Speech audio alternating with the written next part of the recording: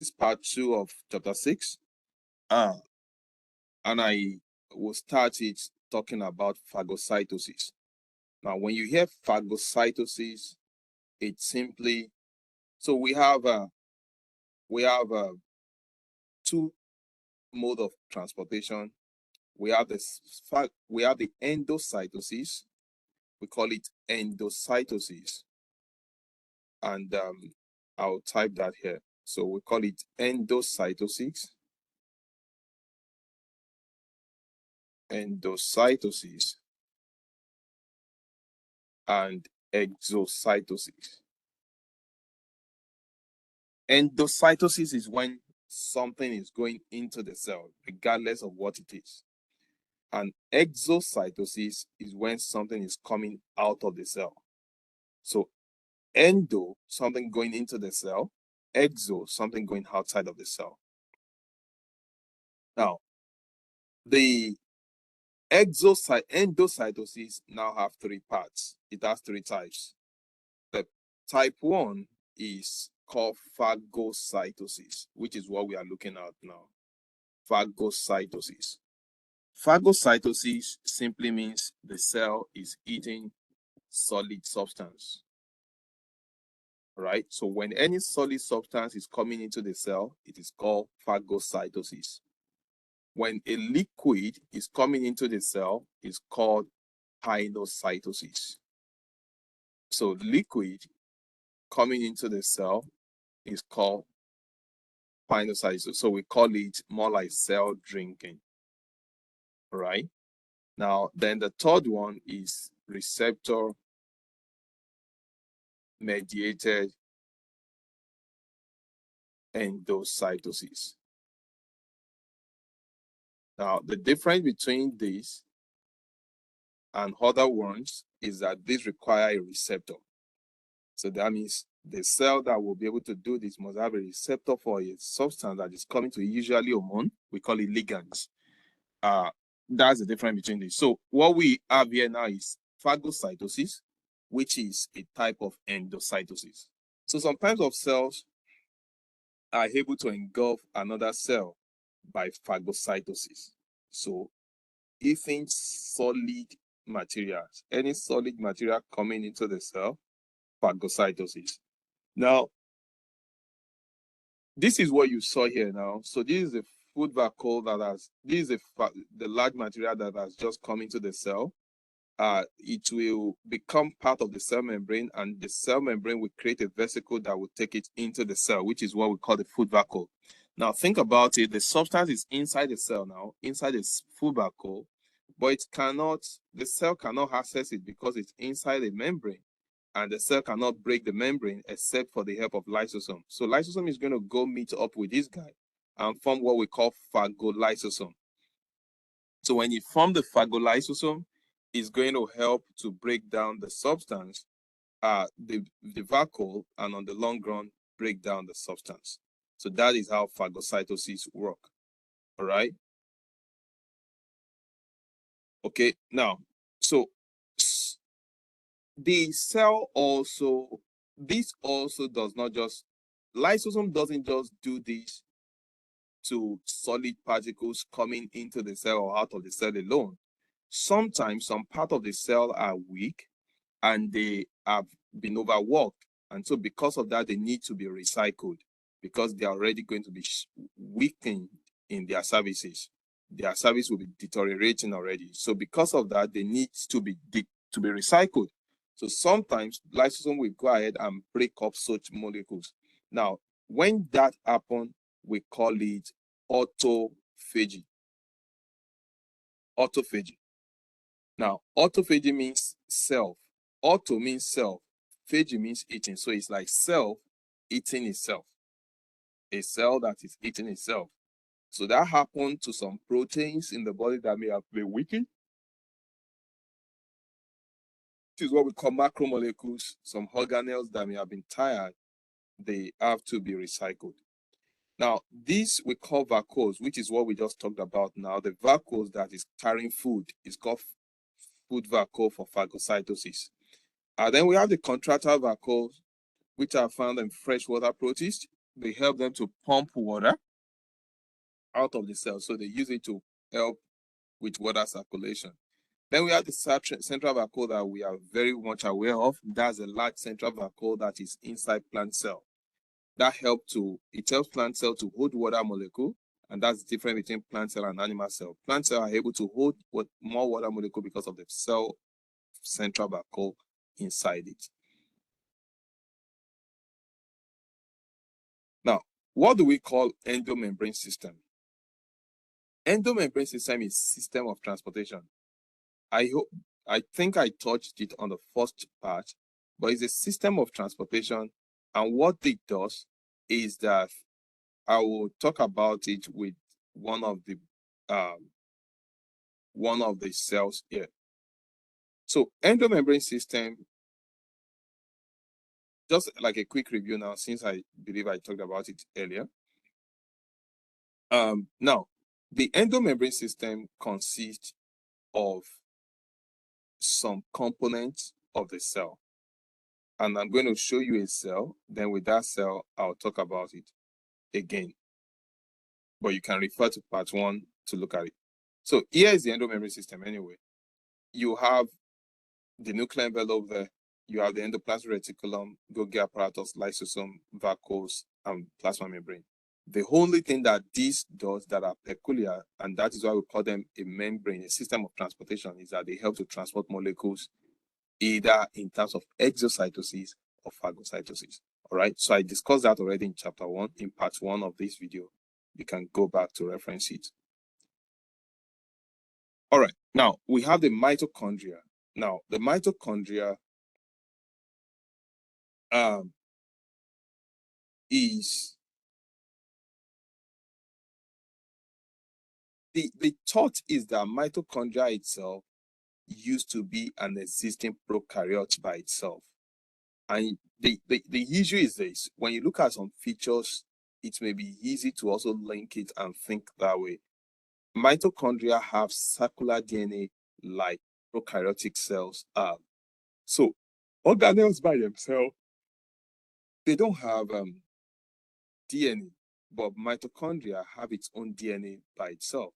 So it seems to show that they may have been close to prokaryotic organism before now. And that happens to mitochondria and chloroplast. They both have their own DNA, even though they are inside a cell, which is not normal, but they both have it. So that gives a view that they used to be prokaryotic cell before they were eaten up by another cell that took them in. The one that took in the ones that are able to photosynthesize became plants, and the one that took in the one that has cellular respiration capacity alone became animal cells. That's the ideology that what brought forth eukaryotic cell. So mitochondria, they are the site of cellular respiration. That's what carry out cellular respiration, which is cellular respiration. It's a way that we harvest ATP from glucose. Then chloroplast, you find it in plants, you find it in algae, and they are the site of photosynthesis, using sunlight to make food. Perisysome, the difference between perisysome and lysosome is that this guy consists of catalase, and the catalase help to break down hydrogen peroxide into oxygen, water molecule, which is not toxic for your system. Hydrogen peroxide is toxic, and so that helps to prevent that, and that's called perisysome. Now, mitochondria, what is similar to them, between the two of them, or similar to the two of them, I told you they both have similarities, is so you see mitochondria and chloroplast have similarities with bacteria, which is prokaryotic, right? They are enveloped with double membrane just like other bacteria. They contain free ribosome and circular DNA. So you see, they have circular DNA. Multicellular organism that we have linear DNA, but these guys have circular DNA, just like what you see in prokaryotics. They're able to grow and reproduce somewhat independently in cells as well. Just like another cell, that's the way they almost operate like a prokaryotic cell, even though they are inside an eukaryotic cell. Now, this is What I just talked about now is what we call endosymbiotic theory. What does endo? Endo means inside. Symbiosis mean beneficial relationship. So the thought is that the relationship between this prokaryotic cell that was taken up by another cell became a symbiotic relationship, and so the cell continued to live inside this cell, and that is how the cell that was eaten up now became prokaryotic cell. Now became mitochondria and chloroplast. So that's the idea. We call it endosymbiotic theory. So you see, an early ancestor of eukaryotic cell, which is what you have here. So an early ancestor of eukaryotic cell engulfed a non-photosynthetic cell, which is this mitochondria here, and forming endosymbiotic theory with it, it became an organism. So you see, it came into the cell, and now the one that is non-photosynthetic produce mitochondria, which is what produce mitochondria. Then the one that is photosynthetic eventually was added to it as well, which is what produced chlorophyll. So people have always asked, does plant contain mitochondria? Yes, of course. Plants also need ATP, so they contain mitochondria. Does plants contain chloroplast? Yes. Do animals contain mitochondria? Yes. Does animal contain chloroplast? No, because we are not green. We don't make food. And somebody had asked me, but we make our food. No, you only prepare your food, you cook your food, you convert it to an edible version, but you don't produce fruit. Now, the host cell and endosymbiote match into a single organism, a eukaryotic cell with a mitochondria. So you see that. And then the one that is photosynthetic became plant. Now, this is how mitochondria is.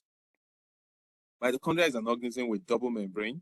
So you see the inner membrane here and the outer membrane there. You see the inner membrane folded into crystal, and the inside is called the matrix. The spaces in between the foldings are called matrix. You see some ribosome there, it has some free ribosome there, just like you will see in other prokaryotic cells. That is the way mitochondria looks like. But the major job that it does is that it's involved in cellular respiration, providing energy for our activities. Now, chloroplast, just like we just look at mitochondria, also have a double membrane. But key thing about chloroplast is that it's green. And the reason it's green is because of the green pigment that is called chlorophyll. The chlorophyll is inside a disc that is called thylakoid. So there's thylakoid inside the chloroplast. So you have chloroplast, which is the big guy. You have thylakoid inside it. And I call the thylakoid just the same way you have like pancake. All right, I believe I have a picture here. So look at this. This is what we call the thylakoid. Here is the thylakoid. Each of this disc here is a thylakoid, and the whole structure is a chloroplast. So each disc is a thylakoid. A stack of disc, we call it granum. So you see, that is granum. Now, when you look at granum, the plural of granum is grana. All right, the spaces inside, the fluid that is inside is what we call stroma. All right, now, so a thylakoid is just like pancake. When you stack it together, it forms what we call granum. More than one granum is called grana, and then the stroma is the fluid inside it. Now, what attracts plants? What attracts sunlight? It is the chloroplast. It is the chlorophyll inside the thylakoid, which is what makes plants to be green. All right, I talked about peroxisome earlier, and I told you that key thing about it is that it contains catalase. and the catalase is what helps to convert hydrogen peroxide and convert it to water and oxygen, because hydrogen peroxide is going to be toxic for your system. Now, cytoskeleton simply means cyto is cell, skeleton is skeleton of the cell. There are three portions of the cytoskeleton. Cytoskeleton have three types. We have the microtubules. I'm talking about everything here. We have the microtubules, we have the microfilaments, and we have the intermediate filaments. The microtubules, like the name says, tubules. The microtubules are the largest one. Right? They are the largest part. They are the largest or the thickest of the components. The microfilaments are the smallest filaments. They are the smallest because they are made up of a very tiny protein, and that protein is called actin, A-C-T-I-N. All right. Then the intermediate is in between the two of them. All right. So here is just a view to show you what the three of them, the difference between the three of them. Please look at it. Now, key thing that I want you to note here is the function of the three of them. Now, the microtubules are predominantly responsible for maintenance of cell shape. All of them are involved in cell shape. So what you want to take note is what is different that they do. Obviously, every skeletal system is involved in shape of the cell, and they are also cytoskeleton, right? So now you want to take note of particularly what each of them do that is different. Now, the actin filament is made up of tubulin. I mean, the microtubules is made up of tubulin, whereas the microfilament is made up of actin. Now, the function of microtubule that is peculiar to microtubule is that it helps with cell motility. Now, the function of the intermediate filament that is important is that it helps in the motility and courage of the organelles. So you see, the organelles. And then these actin help with changes in cell shape, and most importantly, muscle contraction. That is the major thing that it does in our cell. So when you're talking about, for some of you that will take A&P later, you'll be hearing actin and myosin filaments and how they cause contraction.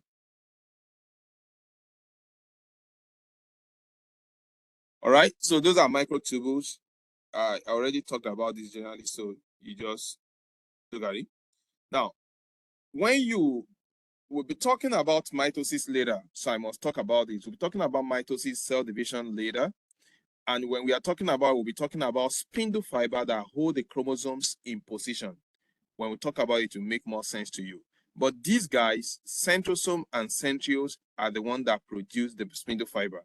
Now, the whole thing is called centrioles, or centrosome rather, but each of them, so the whole thing, so in animal, microtubules, which is the spindle fiber that I told you about, grows out from a centrosome near the nucleus. Now, the centrosome is a microtubule organizing center. The centrosome has a pair of centrioles. So you see that it's just like you are saying that I have a Nike shoe, and when I say I have a Nike shoes, it means I have two pairs. The Nike shoes that I have two pairs. That, or you say that I have a glasses, and my glasses have two lenses in it. Centrosome is what we are talking about, but every centrosome have two centrioles. So think about it that way, like you have the glasses and your glasses have two lenses.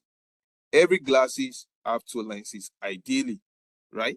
So think about it that way. You have a centrosome, so what you have is a centrosome. For every centrosome have two centrioles. What you have is a glasses, have two lenses. What you have is centrosome. So the whole thing, we call it centrosome. For every centrosome have two centrioles in it. Now, cilia, and again, what centrosome does, what is important that it does is to help with cell division and the way it does it is by producing microtubules, which is also, which is what we call spindle fiber during cell division. Now you have cilia and flagella. The microtubule control the bathing of cilia and flagella, which are actually supposed to be for movement. All right. Flagella are limited to 1 per cell or few per cell, while cilia could appear in multiple number. It's usually like more. It's not just 1 or 2. Just read that. I am not okay. So each of these, I've talked about microfilaments and microtubules. So I'll just continue. Talk about intermediate filaments. Now, cell wall. Now, every plant, like I told you earlier from the part 1 of this chapter, every plant have the nucleus or nuclear region. Every cell have the cell membrane. Every cell have cytoplasm or cytosol with organelles. But plants have additional layer or protection, which is what we call it cell wall. It's just like you already have a house, but you have an additional fence, which not everybody have. So this extra fence is what we call cell wall. The cell wall is made up of polysaccharide. We talk about polysaccharide in chapter 4 and 5 rather. And you know that polysaccharide, starch is a polysaccharide, cellulose is also a polysaccharide. So cellulose is what makes up the plant cell wall. That is why cells do not burst when you pull them in such environment that makes water to flow into them. So if you put plant cell, for instance, in an hypotonic environment, it's not going to burst, even though water will go into the cell. The reason it's not going to burst is because the cell have cell wall, and it also has central vacuole that prevent it from breaking. All right. So the cell wall is very tough because it's made up of cellulose. All right. Read up. I think good. I'm going to talk about cell junction, and then I think I'll be ranging off from there. Now, we say that group of cells that work together to perform a function is what we call cell junction. It's what we call tissues. So tissues are a group of cells that work together to perform a specific function. Now, how can cells or tissues perform specific function if they are not connected together? So the connection between cells that hold them together in place is what we call cell junction. Again, cells work together to perform specific function, and we call them tissues. The reason they are able to work together is because they have a connection. If they are all scattered without any communication, they cannot work together. So they are working together is because they have connection. The connection between two cells that hold two cells together in place is what we call cell junction. Now, because there are different kinds of tissues, then there are different kinds of cell junctions. All right, so we have the cell junction that we call plasmodesmata. This is what you see in plants. Then you have tight junction, gap junction, and desmosome. Now, plasmodesmata are channels that perforate plant cell wall. So you see it in plants.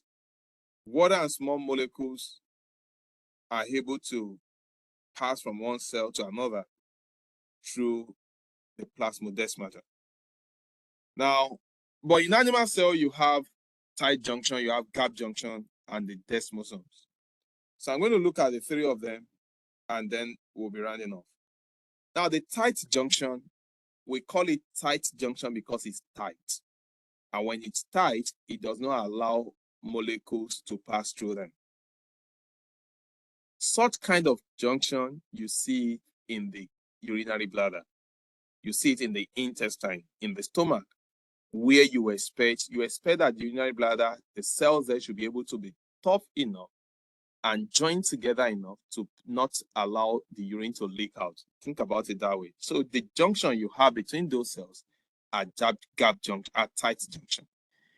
Then you have the other kind of junction, the tight junction, which is, the gap junction, which is like the opposite of the tight junction. Tight junction does not allow movement of molecules. It does not allow movement of ions. But the gap junction allows the movement of molecules. And you think about it, where we find this kind of junction is where cells need to send action potential out. So they need to communicate together. And so you have it in the heart, in the cardiac muscles. You have it also in the nervous tissue, where action potentials need to be propagated. Then the third one are the one that we call the desmosomes. If you look at the desmosome here, you will see that it has something that looks like something weaving on it. So we call it spot welds. It's like something is welded together. And so because if you look at it, it looks to be like the strongest kind of cell junction in the real sense. So we call that desmosome. And that is what you see in areas where there's a lot of stress. So you see it on your skin. Think about it, your skin is going through a lot of stress, so you see it on your skin because it is very tough, it is tight, it is like it's welded cells together. It's like you welded cells together. All right. And the name of the protein that hold them together, we call it cell adhesion molecule. Call it CAM, cell adhesion molecule. All right. So that's the cells.